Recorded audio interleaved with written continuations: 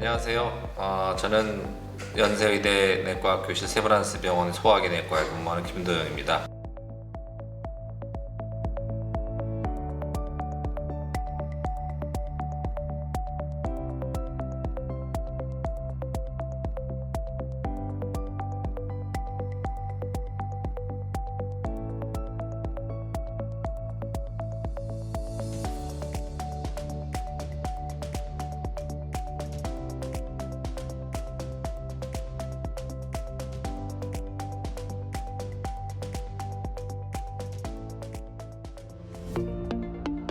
오늘 삼진제약 여러 직원분들께 만성 귀형 간염에 대해서 제가 몇 말씀 드리려고 슬라이드 준비했습니다. 그래서 삼진제약에서 그 테노리드라는 그 비형 간염 치료제 지금 판매하잖아요. 그래서 비형 간염이 어떤 질환이고 또 얼마나 심각하고 또 어떤 환자들을 치료해야 되는지에 대해서 좀 간단히 요약을 해서 말씀을 드리겠습니다.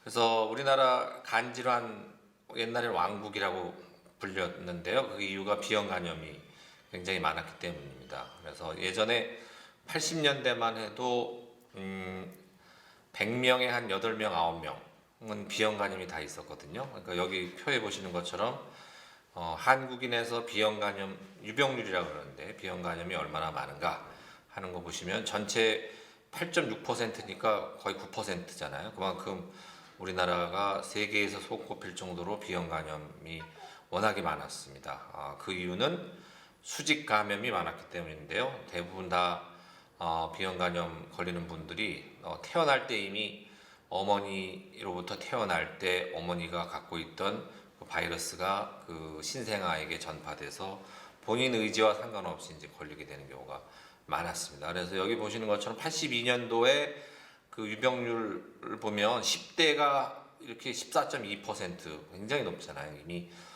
소아기, 청소년기 때 이만큼 많은 유병률을 갖고 있었다. 하지만 83년에 백신 접종이 이제 시작됐죠. 우리나라에서도 녹십자에서 처음으로 백신을 만들었고 워낙 우리나라의 비형 간염이 그 옛날에 심각하다 보니까 나라에서 이거 방치하면 안 되겠다 해서 일찍이 95년도에 국가 예방 접종 사업으로 확대가 됐고 아까 말씀드린 것처럼 이것이 그 이미 태어날 때 걸리는 감염병이기 때문에 주산기 산모에 대해서 관리를 하고 신생아가 태어날 때 예방 접종을 하자는 그게 이제 주산기 감염 예방 사업인데 2002년도 지금 벌써 18년 지났죠. 이렇게 그 국가적인 그 예방 접종 사업이 성공적으로 시행이 돼서 지금 2020년도인데 2011년도의 데이터만 보시더라도 어때요? 10대 때 82년도에 14.2% 유병률이었는데 2011년도에는 0.1%, 그러니까 1000명에 1명만 걸리는 거죠. 지금은 거의 더 낮아졌겠죠. 지금 거의 소아나 또는 뭐 영아, 청소년기에 비형 간염 있는 젊은 사람들 보기가 힘듭니다. 하지만 예전에 걸린 사람들 있죠. 이미 70년대, 80년대, 60년대에 걸렸던 분들은 중년으로 넘어갔기 때문에 여기 보시는 것처럼 40대, 50대에서는 아직도 4%에서 5% 유병률을 가지고 있다. 그래서 한국인의 비형 간염 유병률은 8%가 넘는 80년대에서 지금은 3%로 5%, 6%로 낮아져서 선진국 수준으로 이제 진입을 하고 있다. 그래서 전체 인구의 비형 간염 유병률은 낮아졌지만 아직도 중년의 인구에서는 비형 간염 유병률이 높은 편이다. 4에서 5%로 높은 편이다. 그리고 한국인 만성간 질환의 60에서 70%를 이 비형 간염이 차지하고 있다. 사실 이 슬라이드가 제일 중요한 슬라이드입니다. 이거 하나만 알고 계셔도 어디 가서 빠지지 않고 얘기하실 수 있을 것 같아요. 우리나라 비형 간염이 100명 중에 한 3명 있다. 현재 80년대는 한 8명, 9명이었는데 국가 예방 접종 사업으로 이렇게 줄어들었다. 중년의 만성 간질환으로 아직도 중요한 원인을 차지한다. 이것만 알고 계셔도 될 것 같습니다. 비형 간염, 자연경과라고 하는 거는요, 치료하지 않았을 때 이제 어떤 식으로 병이 진행하는가를 이제 말하는 것이거든요. 그래서 모든 전염병은 다 급성이 있고 만성이 있습니다. 그래서 비형 간염도 급성 비형 간염이 있고 만성 비형 간염이 있는데 그 구분하는 건 6개월을 기준으로 구분한다고 보시면 됩니다. 모든 급 만성의 기준은 6개월입니다. 그래서 6개월 내에 그 전염병이 사라진다. 그러면 급성 비형 간염 되는 거고요. 6개월이 지나서도 계속 그 감염병이 지속된다. 그러면 그 만성 감염병, 비형 간염을 치면 만성 비형 간염이다. 이렇게 보시면 됩니다. 기준은 6개월이다. 이렇게 보시면 돼요. 그래서 급성 비형 간염에서 회복될 수 있습니다. 특히 그 우리나라 그 비형 간염 그 유병률이 높은 이유가 뭐라고 그랬죠? 제가 산모에서 태어난 주산기 감염이 많다 그랬잖아요. 수직 감염. 어머니에게서 신생아로 바이러스가 전파되는 수직 감염이 많기 때문에 우리나라 비형 간염이 많다고 말씀드렸는데 어릴 때 바이러스에 노출되면 급성으로 끝나지 않고 만성으로 넘어간 확률이 95%가 됩니다. 여기 있죠. 소화기에 감염되면 80% 이상 만성. 근데 성인 시기, 그러니까 20대 넘어서 면역 기능을 갖춘 상태에서 바이러스가 들어오면 물리칠 수가 있는 거거든요. 그래서 성인 시기에 바이러스가 들어오는 급성 비형 간염은 만성화율이 5% 미만이다. 그러니까 만성되면 안 좋은 거거든요. 급성으로 끝나면 좋은 겁니다. 그래서 만성 비형 간염에서부터 이제 모든 나쁜 어떤 질환들이 이제 생기는데 대표적으로 우리가 비형 간염에서 질환이 진행됐을 때 나타나는 게 뭡니까? 간경화죠, 간경화. 간경화. 더 무서운 거는 간암입니다. 그래서 만성 비형 간염을 치료하지 않았을 때 대상성, 비대상성은 뭐 쉽게 생각하면 합병증이 있는 간경화냐, 없는 간경화냐 이렇게 보시면 돼요. 간경화, 간이 딱딱하게 굳어져도 합병증이 생기지 않고 멀쩡히 사는 분들 많거든요. 그걸 대상성, 어떻게 다른 표현을 하면 보상을 하고 있다. 그래서 기능이 보상을 받고 있어서 합병증이 생기지 않고 있다 하는 걸 이제 대상성 간경화. 그다음에 복수라든지 황달이라든지 뭐 혼수라든지 이런 합병증이 생긴 간 기능이 떨어진 간경변증 오면 사망할 확률이 높겠죠. 그리고 간 이식이 필요한 경우가 많고 또 간경화가 걸리면 간암 생길 확률이 높습니다. 그래서 간이 굳어지기 전에 만성 비형 간염에서는 대체로 간암이 발생할 확률이 1년에 1% 미만인데 간이 굳어지면 높게는 7에서 8%. 그러니까 100명 중에 간경화 환자 100명 중에 7, 8명은 간암이 생긴다. 그러니까 굉장히 무서운 병이다라는 걸 알 수 있습니다. 그리고 이제 여기 보시면은 이 표는 이제 왜 중요한가 하면은 사실은 뭐 직원분들이 뭐 자세하게 알 필요는 없는데 우리가 의사 선생님들이 그 치료를 할 때 자연경과 중에 어느 시기에 타놀리드 같은 그 항바이러스제를 처방해야 되느냐 이제 이 표를 보고서 알 수 있는 거거든요. 그래서 수직 감염이라고 제가 말씀드렸잖아요. 그래서 이 표는 수직 감염을 가정으로 하고 만든 표입니다. 우리나라의 수직 감염이 대부분이기 때문에 그래서 보통 크게 5개로 나눴죠. 면역 관용기, 면역 활동기, 면역 비활동기, 다시 면역 활동기, 표면 항원. 이 표면 항원이 영어로 하면 S 안티젠이라고 하는데 그것이 소실되는 시기. 크게 5개로 나눌 수 있는데 소실되는 것. 비형 간염이 저절로 없어지는 경우가 매우 드물기 때문에 이거 소실기를 빼면 4가지 시기로 구분할 수 있다. 그래서 제일 빨리 오는 시기가 면역 관용기. 아까 그 수직 감염일 때 제가 뭐라고 말씀드렸죠? 어릴 때 감염되면 급성에서 만성으로 넘어가는 확률이 높다고 말씀드렸잖아요. 그게 왜 그런가 하면 면역 기능이 갖춰지지 않기 때문에 바이러스가 그 애기한테 넘어와도 이 대처를 못하는 거예요. 그러니까 바이러스를 인지를 못하는 거죠. 면역 세포가. 그렇기 때문에 말 그대로입니다. 관용을 베풀고 있는 거예요. 우리 면역 시스템이 바이러스에 대해서 관용을 베풀기 때문에 바이러스는 방해받지 않고 마음대로 코로나 바이러스 증식하듯이 간에서 증식을 많이 하게 된다. 그걸 면역 관용기라고 합니다. 그래서 이 시기의 특징은 나이가 젊은 겁니다. 소학이나 아주 청년기의 젊은 나이고 면역이 이제 바이러스에 대해서 관용을 베풀기 때문에 서로 방치하는 시기.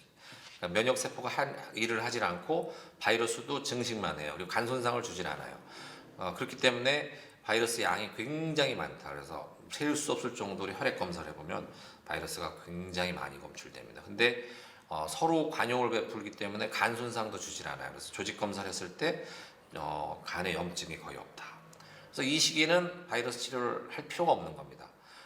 서로 일종의 싸움이 일어나지 않는 거죠. 근데 이제 면역 관용기를 지나면 활동기가 온다. 소위 뭐 환자들이 얘기하는 활동성이에요, 아니에요 이제 물어보는 게 바로 이 시기를 말하는데, 면역 활동기라는 거는 면역 세포가 드디어 우리 몸에 침입한 바이러스를 인지를 하게 되는 겁니다. 그래서 이 남이다, 내가 아닌 남이 간에 들어와 있다 해서 면역 세포가 바이러스를 공격을 해야 되는데, 바이러스만 공격하나요? 간에 숨어 있으니까 간 세포를 공격하게 되는 거죠. 그렇기 때문에 바이러스가 죽더라도 바이러스만 죽는 게 아니고 간 세포도 같이 죽는 거예요. 그래서 간 손상이 일어난다. 그렇기 때문에 아주 싸움이 크게 일어난다. 그 전장은 간이다. 이렇게 이해하시면 되고, 그렇기 때문에 간 손상이 일어나기 때문에 우리 뭐 간 수치 있잖아요. GOT, GPT 중에 GPT를 옛날에 GPT를 ALT라고 부르잖아요. ALT가 굉장히 올라가게 됩니다. 그리고 바이러스 양은 이제 싸움이 일어났으니까 아무래도 바이러스도 죽어나가겠죠. 그렇기 때문에 바이러스 양은 줄어들긴 줄어든다. 처음 면역 관용기 때보다는 바이러스가 줄어드는데 그래도 꽤 많은 양이 나온다. 근데 이제 약 없이 이 시기를 잘 넘기는 환자들이 있습니다. 약을 안 써도. 그래서 싸움에서 이기는 거죠. 면역이 바이러스를 이기게 되면 비활동기로 넘어오게 되는 겁니다. 근데 이 면역 활동기가 아주 지지부진한 환자들이 있어요. 싸움은 오래되는데 어느 한쪽이 물러서질 않아서 결국 피해는 누가 보냐? 간세포가 보는 겁니다. 간세포는 계속 손상을 입고 바이러스는 별로 줄어들질 않고, 그럴 때 바로 이제 항바이러스 약제를 쓰는 거다. 그래서 면역 활동기 때 면역 세포가 단기간에 이기지 못할 것 같으면 이때를 잘 캐치를 해서 항바이러스 치료를, 테놀리드 같은 약을 빨리 투여를 해야 간 손상도 줄이고 바이러스가 증식하는 것도 억제할 수 있다. 그래서 중요한 투약 시점이 바로 이제 면역 활동기. 그래서 나이로 치면 한 30 초반, 뭐 40 초반까지가 이제 면역 활동기, 비교적 젊은 나이. 근데 말씀드렸죠, 면역 활동기를 잘 스스로 약 없이 잘 넘기게 되면 비활동성이 찾아온다. 그래서 다시 평화가 오는 겁니다. 그래서 바이러스가 싹 줄어들어요. 어떤 경우는 완전히 검출이 안 되는 경우도 있고, 아주 소량만 나오고 간 수치가 올라가질 않겠죠. 이제 전쟁이 끝났으니까 이때는 면역이 이긴 겁니다. 그래서 면역 비활동기 때는 간 수치도 정상이고 바이러스도 싹 줄어들고 아주 소량만 나오거나 검출이 아예 안 되거나, 그리고 조직 검사를 해보면 이제 염증이 없겠죠. 싸움이 끝났으니까. 근데 비활동기가 이제 영구적인 평화는 없습니다. 다시 싸움이 일어날 수가 있습니다. 바이러스가 코로나도 아주 독한 바이러스지만 B형 간염 바이러스도 독한 바이러스입니다. 그래서 비활동기인 척 하다가 다시 40 중반 넘어가서 다시 활동기가 찾아올 수 있다. 다시 전쟁이 일어나는 거예요. 그래서 면역세포하고 바이러스하고 다시 싸움이 일어나면 어떻습니까? 다시 바이러스가 증식을 하는 거기 때문에 바이러스가 다시 늘어나고 다시 간 손상이 오기 때문에 ALT가 다시 증가한다. 요때도 다시 면역이 이길 수 있겠죠. 하지만 어때요? 한번 전쟁을 치르고 난 상태입니다. 그렇기 때문에 간이 정상간이 아니에요. 이미 상처를 많이 입은 간인데 또 싸움이 일어나게 되면 패배할 확률이 높다. 그렇기 때문에 이럴 때는 더 적극적으로 싸움을 지켜보지 말고 싸움이 일어나는 것 같다 싶으면 바로 항바이러스 치료를 해야 된다. 그래서 어떻습니까? 자연경과 중에 그 약물로서 중재를 해야 될 시점이 어디입니까? 여기입니다. 바로 면역 활동기 두 가지 시기인데, 첫째는 젊을 때 일어나는 싸움, 조금 지켜보다가 약을 쓸 수 있고, 중년 이후에 다시 재싸움이 일어났을 때는 바로 항바이러스 치료를 적극적으로 써라. 그래서 이 면역 활동기를 또 다시 슬기롭게 넘어가게 되면 B형 간염이 완전히 없어지는 시기가 찾아올 수 있습니다. 완치가 되는 거죠. B형 간염 완치하기가 어려운데 약물로서 또는 저절로 B형 간염이 완치될 수 있다. 0.01%, 굉장히 확률은 낮지만 간혹 환자들을 만나게 됩니다. 오랫동안 활동성이 없던 환자들이 완전히 B형 간염이 없어지는 환자들을 볼 수가 있습니다. 그래서 첫 번째 슬라이드도 중요하다고 말씀드렸는데, 이 두 번째 슬라이드까지 이해를 하신다 그러면은 웬만한 B형 간염에 대해서 다 이해를 파악을 하고 계신 거다, 이렇게 말씀드릴 수 있을 것 같아요. 뒤에 슬라이드는 뭐 치료에 뭐 사실 뭐 아주 구체적인 내용인데 간단하게 넘어가겠습니다. 그래서 앞에 슬라이드랑 좀 헷갈릴 수 있어서 이건 이제 WHO에서 마찬가지 개념인데 똑같이 이렇게 했죠. WHO에서 새로운 용어라고 해서 면역 관용기, 면역 활동기, 면역 비활동기 앞에 슬라이드 똑같습니다. 근데 앞에 슬라이드에서는 요건 이제 우리나라 간학회라든지 유럽 간학회에서는 면역 탈출기라고 안 하고 면역 활동기라고 똑같은 용어를 썼잖아요. 근데 WHO에서는 용어가 중복되면 안 되기 때문에 앞에 면역 활동기 대신에 뒤에 나오는 면역 활동기를 면역 탈출기다. 왜냐하면은 이건 영어를 번역한 거거든요. escape라는 거를 번역해서 면역 탈출기라고 한 건데 요때 다시 바이러스가 증식하는 원인이 왜 조용히 있다가 다시 바이러스가 전쟁을 일으키냐 하고 봤더니 옛날부터 알려진 사실인데 바이러스가 돌연변이 일으키거든요. 돌연변이를 일으켜서 우리 면역 시스템으로부터 탈출을 해서 다시 증식을 하는 거다. 이런 의미에서 면역 탈출기라는 용어를 쓴 겁니다. 그래서 똑같습니다. 개념은 똑같다라는 것을 이해하시면 될 것 같습니다. 그래서 건강검진할 때 그 간 수치 그 체크해 주잖아요. 그래서 AST, ALT 옛날로 하면 GOT, GPT 뭐 이렇게 하는데 AST보다는 ALT, 그러니까 GPT가 간 특이적입니다. 그래서 간 질환, 간 손상을 우리가 얘기할 때는 AST보다는 ALT가 더 중요하다. 뒤에 거 GOT보다는 GPT가 간 손상에 더 중요한 수치다. 이렇게 이해하시면 되는데 간염이 있는 환자건 비형간염이 있는 환자건 없는 환자건 간 수치가 낮으면 낮을수록 좋다라고 이해하시면 될 것 같은데 이거는 뭐냐면은 비형간염이 있는 환자에서 간 수치가 정상을 넘느냐 정상 범위에 들어있느냐에 따라서 간 질환 때문에 사망할 확률이 달라진다. 그래서 이거는 뭐 비형간염이 아니더라도 일반 그 인구 집단을 통해서도 밝혀진 사실인데요.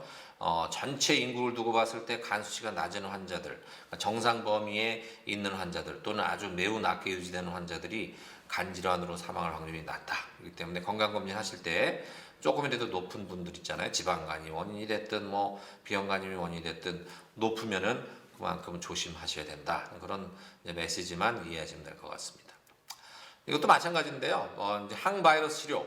홍콩에서 무슨 연구를 했냐면은 항바이러스 치료를 하잖아요. 테놀리드 같은 약을 주는 거죠. 여기서 이제 엔테카비어를 쓴 것 같은데, 바라크루드죠. 이제 BMS 나온 약. 그걸 쓴 것 같은데, 그걸 쓰든 뭐 테놀리드를 쓰든 치료를 받고 있는 환자에서 간 수치가 정상이면 정상일수록 더 좋다. 이렇게 이해하시면 됩니다. 3개월, 6개월, 9개월, 12개월 어떤 합병증 이벤트 발생을 봤을 때 간 수치가 정상인 환자들의 그런 간 질환 합병증이라든지 이벤트가 덜 나타났다. 그래서 같은 치료를 받는 환자들일지라도 이 간 효소 수치 있죠, ALT, GPT를 정상으로 유지하는 것이 중요하다라는 그런 메시지입니다. 아까 그 제가 두 번째 슬라이드에서 다 말씀드렸어요. 면역 관용기가 뭐라고 말씀드렸죠? 10대 또는 20대 뭐 더 넓게 잡으면 30대 초반까지 면역 관용기라고 하는데 이때는 면역 기능이 완전치 않기 때문에 바이러스하고 우리 면역 세포하고 서로 중립적인 것, 싸움이 아직 안 붙은 시기다. 그러니까 바이러스가 간에 해를 입히는 건 아니에요. 증식만 많이 하는 시기지. 그렇기 때문에 이때는 항바이러스 치료를 하지 않는 게 원칙이다. 요 사실만 이해하시면 되고 밑에 빨간색으로 한 거는 사실 이건 저희 그 간 하는 선생님들 한테 이제 설명할 내용인데 그 중에서 특별히 치료를 고려해야 되는 이제 대상이 있다라는 걸 표시한 건데 일반적인 면역 관용기 젊은 사람이면서 간에 염증이 없는 그런 분들은 비형간염 치료하지 않는다 이렇게 이해하시면 될 것 같습니다. 이 슬라이드는 그냥 넘어가겠습니다. 그 다음에 면역 관용기 다음에 찾아오는 게 면역 활동기라고 말씀을 드렸잖아요. 근데 요거에서 이제 한 가지 알아두셔야 될 게 있어요. 보험 기준이죠. 그래서 우리나라 비형간염 치료제 테놀리드를 포함한 항바이러스 경구용 항바이러스 약제의 보험 지급 기준은 뭐냐면요. 나이 기준은 없습니다. 나이 기준은 없어서 뭐 18세 이상 성인이면 되고 DNA 하고 그 다음에 ALT 기준으로 합니다.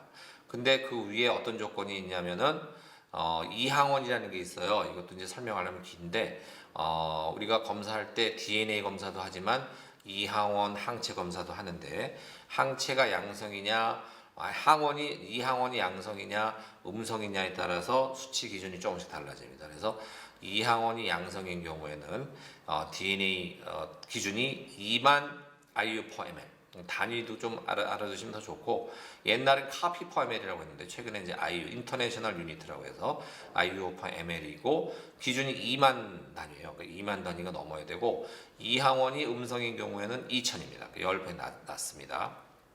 이거는 왜 그럼 이항원 양성하고 이항원 음성인 경우에 DNA가 왜 10배 차이 나게 기준을 뒀느냐 하는 거는 자연경과 다시 한번 잠깐 돌아가 볼게요. 자연경과상에 아까 여기서 이항원 양성 음성을 제가 얘기를 안 했는데, 이항원 양성 시기는 관용기 다음에 오는 시기입니다. 나이가 젊어요. 그러니까 나이가 젊기 때문에 간이 쌩쌩하죠.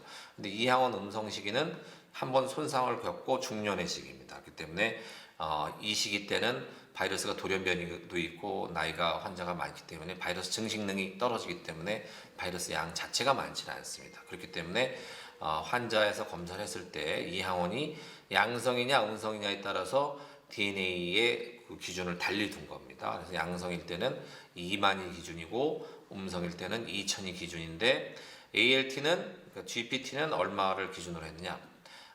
절대적인 수치를 했어요. 보험에서 80 기준입니다. 그래서 80이 넘어야 항바이러스 치료의 보험 급여를 인정해 준다. 요 사실도 어디 PT 하실 때 잘 모르는 의사 선생님은 거의 없을 테지만, 그래도 영업하실 때 이런 내용 정도는 알고 계시는 게 좋을 것 같습니다. 양성일 때 음성일 때 다른데 각각 DNA 기준은 22,000이고 ALT 기준은 똑같이 80 기준이다. 80을 넘어야 그 항바이러스 약제 보험 기준이 된다. 그 내용만 알고 계시면 될 것 같습니다. 이건 이제 케이스를 하나 제가 보여드릴게요. 이제 젊은 여자인데도 간경화가 있는 겁니다. 간 수치가 높죠. 보통 한 여자는 엄밀히 잡으면 19 미만이어야 좋은 건데, 이 환자 같은 경우 58이 넘습니다.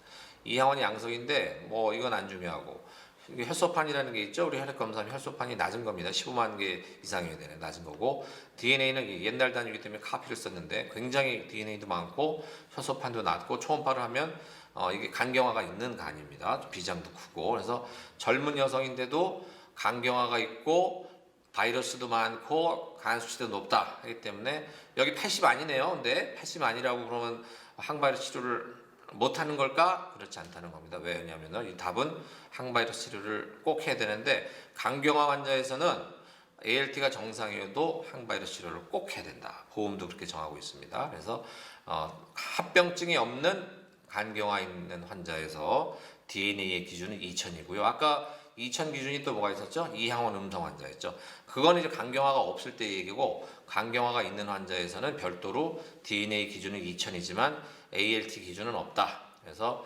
간경변이 확인되고 DNA가 2,000 나오면 무조건 항바이러스 치료를 해야 된다. 이게 제일 중요하죠, 사실은. 왜냐, 간경화가 있는데 그 항바이러스 치료를 제대로 안 하면 어떻게 되겠어요? 굉장히 환자가 상태가 나빠지겠죠. 근데 빨리빨리 치료를 해야 되기 때문에 간경화 있는지 없는지를 꼭 확인을 해야 된다 하는 겁니다. 약물을 쓸 때는요, 예전의 약물은 다 그 내성이 많이 생겼습니다. 그 내성 많이 생기는 약이 여기 있죠. 이제는 권하지 않는 약들인데, 제픽스라고 불렸던 GSK에서 나왔던 약, 그 다음에 뭡니까? 이거는 노바티스에서 나왔던 세비보라고 하는 텔비브딘, 그 다음에 부강약품에서 나왔던 레보빌이라고 하는 클라이브진, 이 세 가지가 1세대 약물이라고 볼 수 있습니다. 근데 이것들이 유전 장벽이 낮아서 돌연변이가 생기면 바이러스가 다시 증식을 하게 되는 내성 발현율이 높았기 때문에, 지금 권고되는 약들, 1차로 써야 되는 약들은 테노리드는 테노포비어 계열이죠. 그 다음에 엔테카비어가 있고, 그다음 밀동제약에서 만든 베시보가 있고, 그 다음에 길리어드에서 또 만든 타프란 약물, 이렇게 해서 하나 둘 셋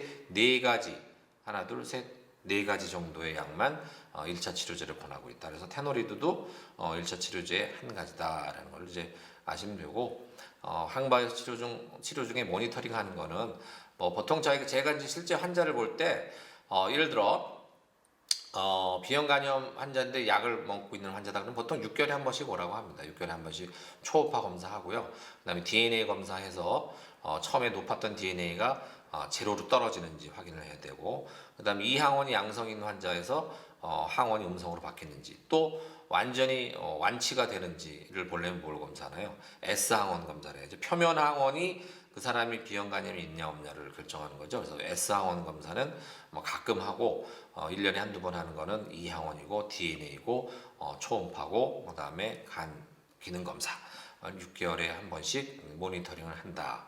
뭐 이 정도로 이해하시면 될 것 같습니다. 언제까지 약을 먹느냐? 이거 굉장히 오랫동안 먹는 약입니다. 쉽게 끊을 수 없는 약입니다. 왜? 완치시키는 약이 아니죠. 이거는 바이러스의 증식을 막는 약이지 있는 바이러스를 다 갖다 제거하는 약이 아니거든요. 그렇기 때문에 치료 종료 시점이 명확하지가 않습니다. 특히 나이가 들어서 다시 바이러스가 재활성화되는 이항원 음성 만성 비형간, 그러니까 뭡니까? 활동성 면역 활동기, 그러니까 두 번째 찾아오는 면역 활동기 때 치료를 시작했다. 그럴 때는 그냥 평생 먹는 걸 원칙으로 보시면 되고, 처음에 면역 간용기 다음에 면역 활동기 때 치료를 시작했다. 그럴 때는 아이디얼하게 이상적으로는 완치될 때까지 하라요. S항원, 표면 항원에 소실 때까지 치료하는 것이 이상적이다, 목표다. 근데 그게 확률적으로 낮잖아요. 그렇기 때문에 그런 다음에 2차 목표는 DNA가 계속 음성, 바이러스가 하나도 안 나오는 것이 아주 장기간 유지되고, 그다음 이항원이 양성이었기 때문에 이항원이 음성이 되면서 유지 치료를 최소한 1년 동안 2년 한다. 이게 이제 목표인데 계속 길게 얘기하면 헷갈리실 것 같기 때문에 일단은 완치될 때까지 치료하라. 이게 목표다라는 정도로 이해하시면 될 것 같습니다. 간경변증 때는 언제까지 치료하냐고? 간경변증 때는 끊으면 안 됩니다. 끊어서 이제 문제가 됐던 케이스를 더 보여드릴 건데, 간경변증 환자에서는 장기간, 저는 평생 치료를 얘기를 하고 있습니다. 비대상성 간경변증은 뭐라고요? 합병증 있는 환자인데 약을 끊으면 안 되겠죠. 절대 중단하면 안 된다. 그래서 이게 간경화 상태에서 약을 복용하던 환자가 약을 끊었을 때 이제 어떤 일이 일어날 수 있느냐? 62세 여자 환자인데 몇 년 전의 환자입니다. 합병증은 없는 대상성 간경변증 환자였고요. 2014년 4월부터 당시에는 비리어드였겠죠. 비리어드를 이제 투약을 했는데 한 2년 드시고 환자가 처방전을 불실해가지고 2달만 못 드셨어요. 그래서 여기 보시면 33개월째까지는 잘 드셨는데 35개월째 응급실로 왔는데 2달 못 드시고 황달이 확 생겨서 왔죠. 우리 보통 황달 수치가 1 미만인데 여기 빌리루비나가 되게 19.5니까 온몸이 센 노래에서 온 겁니다. 그래서 깜짝 놀라서 바이러스도 엄청나게 늘었어요. 그동안까지는 검출이 안 되다가 굉장히 양이 늘고 다시 시작을 했지만 신장 기능까지 나빠져서 결국에는 간 이식을 받아야 된다. 그래서 간경화 환자에서는 절대로 약을 끊지 않는다는 것을 이해를 하시면 될 것 같습니다. 이거는요 지금 뭐 테노리드 포함해서 뭐 바라크루든 이런 유전 장벽이 높은 약제를 쓸 때는 대부분 다 바이러스가 1년, 2년 쓰면 다 혈액에서 없어지기 때문에 부분 반응, 무반응 이런 거는 이제 모르셔도 될 것 같습니다. 그리고 엔테카비어하고 테노포비어 있죠. 그러니까 쉽게 얘기하면 바라크루드하고 테놀리드 중에 어떤 게 더 낫냐 이렇게 누가 물어보면 똑같다. 효과는 똑같은데 부작용 프로파일, 부작용 측면에서 조금 차이가 있다 이렇게 이해하시면 될 것 같습니다. 그래서 둘 중 어떤 약을 먼저 써도 상관은 없는데 환자의 기저질환이라든지 연령이라든지 이런 거를 감안해서 약물을 선택을 하고 있고요. 어느 한 가지 약으로 잘 조절이 되고 있을 때는 굳이 다른 약으로 교체할 필요가 없다는 것입니다. 삼진제약에서도 엔테카비어 제네릭 약물이 있는지 제가 잘 모르는데요. 엔테카비어는 원래 두 가지 용량으로 되어 있습니다. 0.5ml하고 1ml로 되어 있는데 적은 용량은 초치료 환자고 고용량은 이전에 제픽스 내성 환자에 쓰는데, 제픽스 내성 후에 또 이 약을 쓰게 되면 추가 내성이 있기 때문에 1ml는 거의 나가지 않는 약이 되겠습니다. 이거는 조금 전문적인 내용이라 빼고요. 테노리드의 어떤 장단점을 또 이해를 하고 계셔야죠. 장점은 뭐냐면요. 바라크루드 같은 엔테카비어는 공복에 복용해야 되는 원칙인데 테노리드 같은 테노포비어 계열의 약은 식사와 무관하게 복용이 가능하다. 그리고 임신 시에 어머니에게 임신한 여성에게도 쓸 수 있는 안전한 약물이고 엔테카비어보다 내성이 덜 생긴다. 그러니까 거의 0%다. 이렇게 이해를 하시면 되겠습니다. 단점이 있어요. 근데 이게 오래 쓰면은 고밀도가 감소하는 단점이 있습니다. 이거는 뭐 그 계열의 약은 다 비슷할 것 같은데, 세 가지 단점을 들어라고 하면은 신독성이 있을 수 있다. 콩팥 기능이 장기간 사용하면서 나빠질 수 있고, 고밀도가 감소할 수 있고, 시작 초기에 위장 장애를 일으킬 수 있다. 그래서 이건 아주 유명한, 시험에도 자주 나오는 겁니다. 신독성, 골다공증, 위장 장애 세 가지가 테노리드를 포함한 테노호비오의 단점이 되겠습니다. 두 가지 약을 연구한 연구가 많습니다. 엔테카비하고 테노호비오를 연구한 게 많은데요. 항바이러스 효과는 거의 동일하고, 바이러스를 낮추는 그런 효과에서도 차이가 없고, 임상적으로도 각종 간 질환으로 인한 사망이라든지 간이식이라든지 합병증 생기는 비율이 두 가지 약제의 차이가 없다. 간암 생기는 비율도 차이가 없다. 마지막 슬라이드, 두 가지 약을 직접 비교를 하면 테놀리드하고 바라크루드를 비교했을 때 내성은 테놀리드가 덜 생긴다. 그리고 섬유화 호전 있죠? 강경화를 좋아지게 하는 효과는 이 테놀리드 쪽이 훨씬 더 데이터가 많다. 물론 이제 오리지널 약으로 연구한 거긴 하지만요. 그 다음에 표면 항원의 소실, 완치되는 거죠. S 항원인데, S 안티젠이 S 항원의 소실률이 이 테놀리드 쪽이 더 많다. 그래서 바라크루드는 보통 많이 잡았던 5%인데 테놀리드 쪽은 10%, 2배 더 가까이 높게 표면 항원 음성을 유도할 수 있다. 그리고 임신 시에 안전하게 쓸 수 있는 약은 바라크루드가 아니고 이 테놀리드, 테노호비오가 되겠습니다. 약값은 뭐 지금 비슷한 걸로 알고 있습니다. 네, 그래서 오늘 제가 비형간염의 전반적인 거에 대해서 말씀드렸는데, 몇 가지 요약을 해드리면, 우리나라는 아직도 비형간염의 전체 간질, 만성 간질환의 60에서 70% 차지하고요. 유병률은 80년대 8%, 9%였는데 지금은 3% 미만입니다. 그 이유는 90년대에 국가 예방접종 사업, 주산기 감염 예방 사업을 펼친 결과로 모든 소아, 태어나자마자 소아 애들이 다 예방접종을 하고, 특히 비형간염 양성인 산모에게 신생아가 태어나면 예방 백신을 맞춰주기 때문에 지금 새로 태어나는 신생아에서의 비형간염 유병률 0.1%가 채 안 된다. 거의 선진국 수준으로 내려왔다. 그래서 비형간염은 방치했을 경우에 자연경과를 말씀드렸죠. 간경화, 간암이 생길 수 있는데, 간경화가 걸리게 되면 6에서 7% 간암이 매년 생기게 됩니다. 그건 어쩔 수 없는 거예요. 막을 수 없는 겁니다. 물론 이제 치료 안 했을 때보다 항바이러스 치료하게 되면 간암 발생률은 훨씬 줄어들 수 있다는 것이죠. 그리고 말씀드린 게 뭡니까? 약물을 말씀드렸죠. 테노호비오하고 엔테카비오를 비교해 드렸는데, 그 표는 지금 보시는 것처럼 두 개 다 항바이러스 치료 효과는 동일하지만 테놀리드는 바라크루드, 엔테카비오보다 부작용이 조금 더 우려되는 면이 있다. 그게 바로 신독성, 고밀도 감소, 그 다음에 위장장애, 세 가지를 기억해 두시면 좋을 것 같습니다. 그리고 제일 중요한 거, 뭘 이제 그건 꼭 모르셔도 되지만 보험 기준을 꼭 알고 계셔야 되는 거죠. 그래서 간경화가 있을 때는 어떻다고요? DNA가 2,000만 넘으면 무조건 간경 환자한테 약을 급여로 쓸 수 있다.